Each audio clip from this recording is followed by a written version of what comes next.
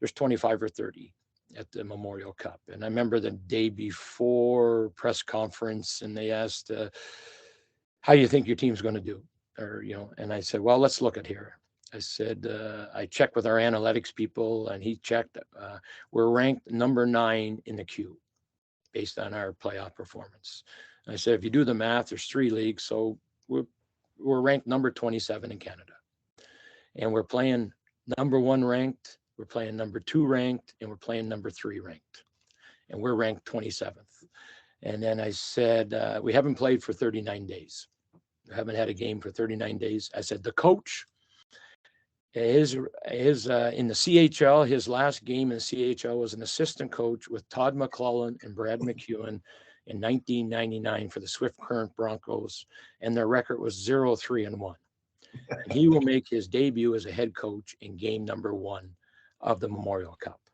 So I said, would you be fair to say we're the overwhelming underdogs? So that's how we had the mindset. Now, of course, I didn't say that to the players, because the players are saying, hey, we got to, but again, it's the unknown. And, we knew we were going to play a really good team, like Hamilton, we'd watched them. Rocky had scouted them extensively. They have tremendous players, so, but we were fortunate enough to get a goal early, which I think was really key to our success. I think game 1 was key to our success and the tournament success, but scoring early, the guys realized, we can play with these guys. And I think, any coach will tell you the most important part of a game is the lead. And you want to get it, and you want to be able to protect it. And if you can, you want to extend it, so that was an inside theme that we wanted to, to try to get the lead as much as possible. And we're fortunate in game 1 to get the lead, to be able to hold it, and got a chance to extend it at different times, so that was a real key part when you look back, winning the first game in that series, because, it just gives these guys some, we would try to build a confidence with our preparation, but now that they actually saw, that we can win a game at the Memorial Cup. Any other questions from anybody?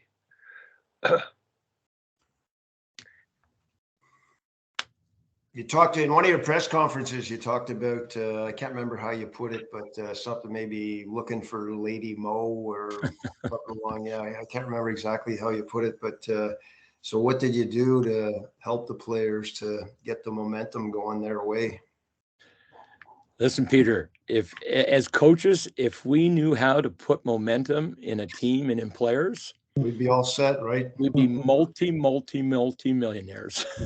I couldn't agree with you more. Yeah, we'd have 500 teams a year wanting to hire us to come in and then show the magic formula. But no, and it was interesting because when you look at, like, we won the first game, we played Edmonton, and it was a really exciting game.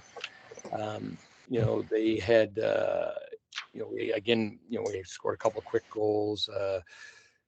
I guess we proved we could come back too in that game, but it ended up tied. And so for the first time in CHL, in Memorial Cup history, there's a 3-on-3 overtime, which was ultimately, like, if you go to a game and watch it as a fan, the 3-on-3 can take the worst hockey game in the world. The 3-on-3 can make it a 10 out of 10, so, and it was an exciting, it would drive you crazy as a coach, because guys, would be out there 30, 40 seconds and then get a chance to go on the rush and then wouldn't succeed. And then they couldn't back check.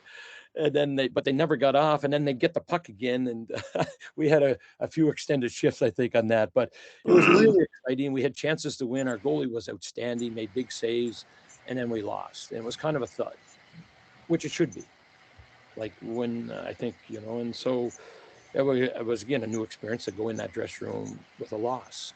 But again, I think it was trying to be, there's lots of positives in that game for us. We had just played, I think those two teams were probably ranked 1 and 2. We just played both of them, and we're right there with them. So there's a lot of confidence, but I think there has to be some suffering when you lose. So I said, we have to be better. I said we had opportunities, and, so that sets up the third game. So in retrospect, I think winning and losing was important for our group, because they got to feel both. If we had won both games, And as William DeFore said the next day, he said, listen, we got a point for the overtime. We had 3 points for the win. So whether we had 5 points or 4 points, we still had to beat Shawinigan to get into the finals, like to get the automatic berth in the finals. So that perspective was really good for us. And then the Shawinigan game was, they had an unbelievable first period. We had a pretty good, actually, pretty good first 10 minutes. We just couldn't score. And then we had a really tough 10 minutes. And, you know, it's one of those 10 minutes where you just said, well, that clock go faster so we can just get to the dressing room. And 2-0 was okay. The third goal was a disappointing goal because, like, we just didn't work. And we had a guy that was probably 10 feet behind 4 of our guys in their offense or his defensive zone, beat 4 of our guys to get an opportunity to score a backhanded goal. You know, so, and that put them up 3-0, and they hit the post with 4 seconds left. Would have made it 4-0 because we took kind of a bad penalty. You know, so we're down 3-0. But again, it was a new opportunity. We hadn't been through this before, so it's you know, it's okay. What can what did you say to them? All that type of thing. But like the group was, like, I give them a lot of credit. They really grew during this tournament, and it was really, you know, going in the dressing room and, you know, we lose. I think Jerry York had told me about one time, but you know, I go in the dressing room, Peter, I say, Peter, what do you see? Like, you're a player. And I go to Tim, what do you see? And I could go to Tom, and what do you see? I could pick 3 players out and just, what do you guys see? Because whether we like it or not, their perspective is still the players, you know, and then as a coach, you can get their perspective. What do they see? Because you hope they see the same as what you see. We didn't work hard enough and we're not competing hard enough. But you don't know, you know. So, and thankfully, whatever the 3 guys I picked out or 4 guys I picked out, they were dead on. And then you can use that as your foundation for the talk that you're going to give them, you know.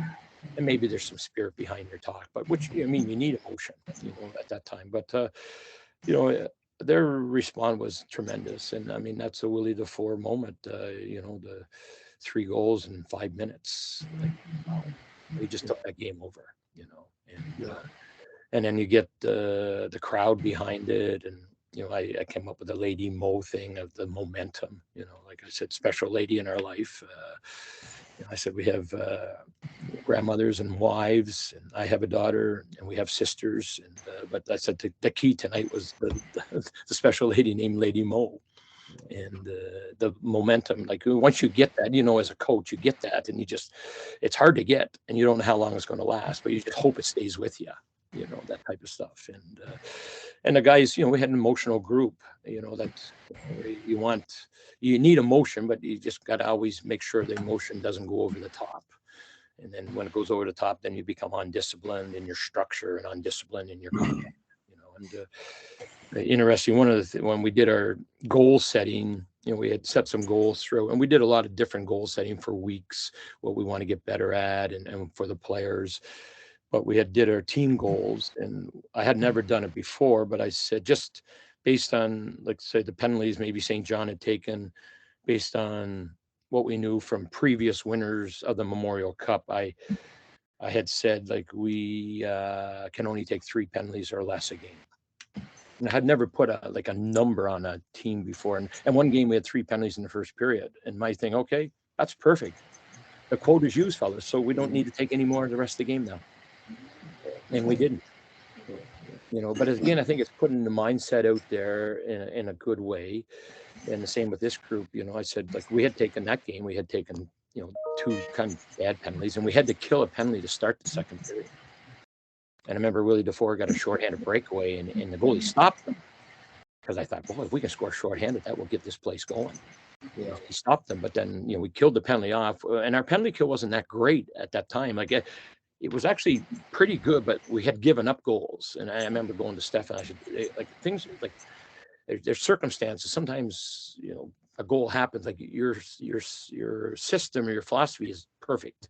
And I said, don't try to overcomplicate. Hey, just continue to believe, because if you start getting uptight, then the players will get uptight.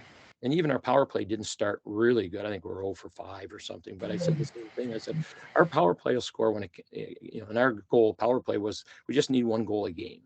Let's forget about percentages. Let's just try to get 1 a game, you know, and it'll help us. And obviously, you know, it proved to help us in the last 2 games. But once we got back in that game at 3-3, you can feel the momentum coming on our side. The crowd is really into it. And the Shawinigan team, really well coached and a bit of a team of destiny. Like they were down 1 goal in Quebec City, full house, 15,000 in the deciding game, and had come back and tied it in the last minute and then scored in overtime. They were kind of the underdog for that series. And then they were supposed to only go 5 games against PEI, and they ended up beating PEI. So they've won big games on the road. They've been in pressure situations before, and those teams of destiny are sometimes scary to play because they got that momentum behind them somewhere. So I think when we got back 3-3, and then we're lucky, we finally they took some penalties then, and we got a goal, our first goal in the power play, which proved to be the winning goal in that game. We went up 4-3. And the place, the roof came off, the arena, so you got momentum on your side, that type of thing. And, we got to have the second, and then you got a third period, but you have a lead. But that became a really key, obviously, it gave us a direct route right into the Memorial Cup finals. So it builds a lot of confidence. And plus, then we had 3 days to prepare for one game, Yeah. So I think that was really helpful in the big picture. Brack. Yeah, Gardiner, I'd be interested to know before you got there versus when you got there, was the distribution of ice time leveled or become more even, or was it identical, or did you get more out of the, I guess the top end players with less time? I guess what I'm asking is the dynamic of energy, which with the fitness and everything else, that is part of the 2 parts of the question. Number one, was there a noticeable change in the actual ice time allotment based on the crew that you had? That's the first part of the question. And then the second part of the question is, did you find that that month, you had to, take a group and get them ready almost as a refreshing time? Because I mean, to go the 4 series is in in any junior level, it's probably the toughest thing to do, and especially mentally, to get to the Memorial Cup, like it and so sometimes the mind, I think, has a lot more power than sometimes the physical part of the body. Did you think that month kind of not only refreshed, obviously you did, but not having to go through all the series, did it become an advantage? Yeah, no question. And I had mentioned that's one of the controllable variables that we had somewhat. We wanted to be in great shape, because I've seen teams that get knocked out and didn't probably be fit enough. So we had to find that fine line of being the best shape of your career. And then Travis was pretty good. Like he had shown me their average shift length of, their team throughout the year. And he thought it could probably be reduced, and, so we probably, again, simplify. We made the shift shorter and hopefully they'd be more intense. And then when you play TV timeouts, it's a big difference as well. There's 3 TV timeouts. They're 2 minutes each, and or a minute and a half, each. That's a big change, and you're, it's like the NHL. They have those TV timeouts every game, so that's one reason why you can have the intensity level, because you kind of get the little mini break 3 times during a period. So, and your top players and things like that. So. But I think the group bought into and then the scrimmages helped there, because okay, we had some really good offensive talent, but we just had probably buying in away from the puck a little more, and just buying in that that maybe the chance is not there every shift. It's like playing a game of pool, and you want to sink the 8 ball. But there's sometimes your shot, you just can't make it. So you got to put the ball that's going to be harder for that guy to make the 8 ball, that type of thing. So just changing a little bit of the mindset and just buying into the whole process. So, but I think how the guys played, they played fast, they played hard, and they had, quick shifts, but they're getting back out there. You're going to get the same amount of ice time, but we're just going to, it's instead of, say 12 shifts at 60 seconds or 55 seconds, we're going to get 17 shifts at 35 seconds.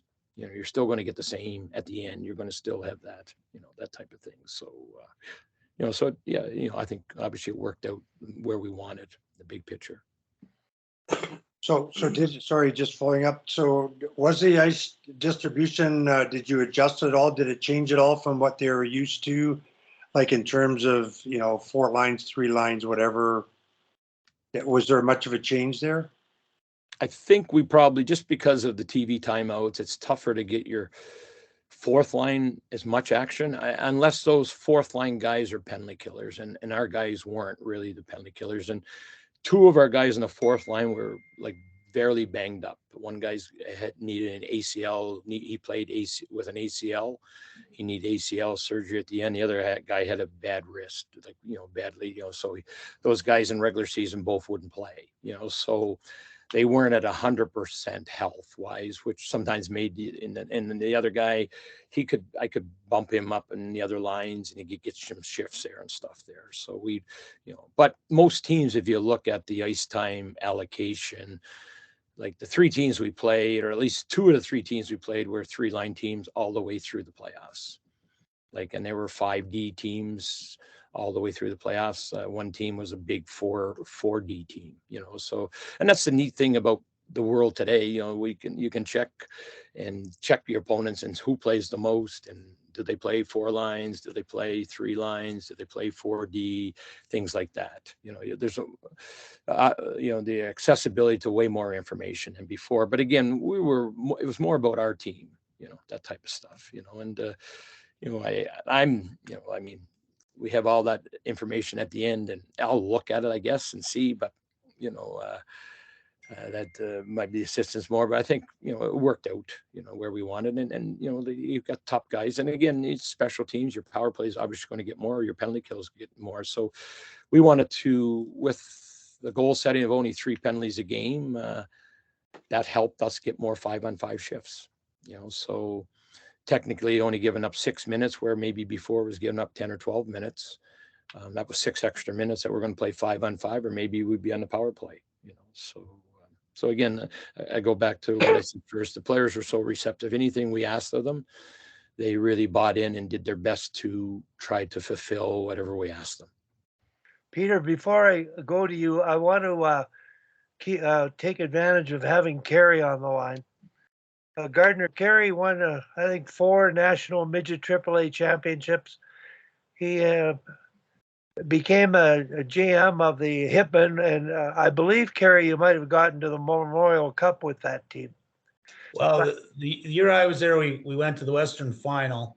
And then it was the next year that Kissio had kind of taken over. I was still there, but we went to the Memorial Cup, but I wasn't the GM of that time. But it had big parts of building that team.